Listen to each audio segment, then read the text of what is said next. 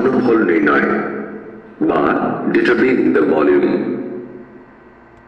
উদ্দেশ্য অবজেক্টিভস। আমি, দিয়া, রবি তিনজন ঠিক করেছি ছোট ছোট ঘনকাকার কাঠের টুকরো দিয়ে বড় ঘনকাকারের টুকরো তৈরি করব। যেহেতু ঘনকের দৈর্ঘ্য, প্রস্থ, উচ্চতা সমান, তাই আমরা 1 সেন্টিমিটার দৈর্ঘ্য, 1 সেন্টিমিটার প্রস্থ ও 1 সেন্টিমিটার উচ্চতার অনেকগুলো ঘনকাকার কাঠের টুকরো জোগাড় করেছি। আবার 1 is equal to 1 into 1 into 1, that is equal to 1 cube। দিয়া 8টি ঘনকাকার ছোট ছোট টুকরো দিয়ে একটা ঘনক তৈরি করলো। এই ঘনকটার প্রতিটি ধারের দৈর্ঘ্য 2 সেন্টিমিটার। রবি আবার দিয়ার ঘনকের থেকে একটু বড় একটা ঘনক তৈরি করলো। এই ঘনকটার প্রতিটি ধারের দৈর্ঘ্য 3 সেন্টিমিটার। দিয়ার তৈরি ঘনকের ছোট ঘনকের সংখ্যা 8, আর ঘনকটির প্রতিটি ধারে 2টি করে ছোট ঘনক আছে।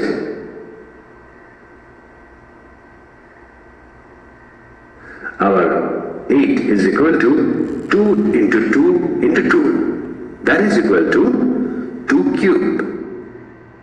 রবির তৈরি ঘনকে ছোট ঘনকের সংখ্যা 27, আর ঘনকটির প্রতিটি ধারে 3টি করে ছোট ঘনক আছে।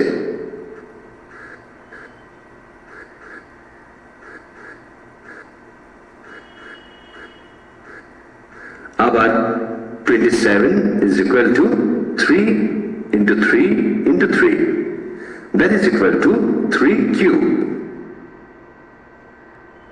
এই 1, 8, 27 ইত্যাদি সংখ্যাগুলোকে পূর্ণ ঘন সংখ্যা বলা হয়, কারণ 1 is equal to 1 cube, 8 is equal to 2 cube, 27 is equal to 3 cube ইত্যাদি। আবার 1 এর ঘন 1, 2 এর ঘন 8, 3 এর ঘন 27 ইত্যাদি। 1, 8, 27 এরা যেমন পূর্ণ ঘন সংখ্যা, তেমনি যে কোনো একটা সংখ্যা পূর্ণ ঘন সংখ্যা কিনা কিভাবে আমরা জানতে পারি সেটা বরং দেখা যাক। যে কোনো একটা সংখ্যা, যেমন 16 নিলাম। প্রথমে 16 এর উৎপাদকে বিশ্লেষণ করি। 16 এর উৎপাদক বিশ্লেষণ করে দেখলাম 2 এর ঘনর সাথে 2 গুণ করলে 16 পাবো। কিন্তু 16 কে কোনো একটি নির্দিষ্ট সংখ্যার ঘন আকারে প্রকাশ করা গেল না, তাই বলতে পারি 16 পূর্ণ ঘন সংখ্যা নয়।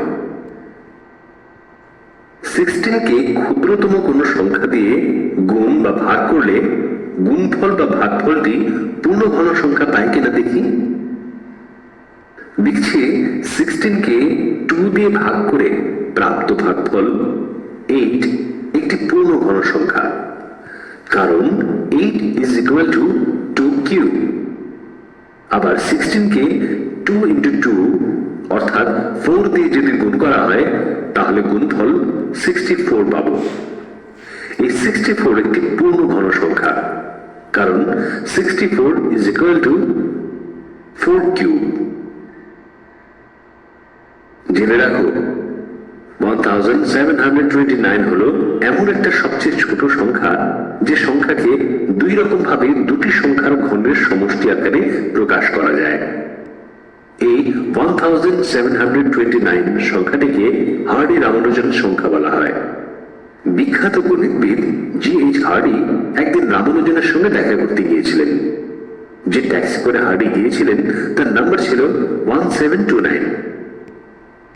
রামানুজন এই 1729 সংখ্যাটির কথা শুনে বললেন, 1729 সংখ্যাটি একটি বিশেষ সংখ্যা, যে সংখ্যাটিকে দুই রকম ভাবে দুটি সংখ্যার ঘনের সমষ্টি আকারে প্রকাশ করা যায়।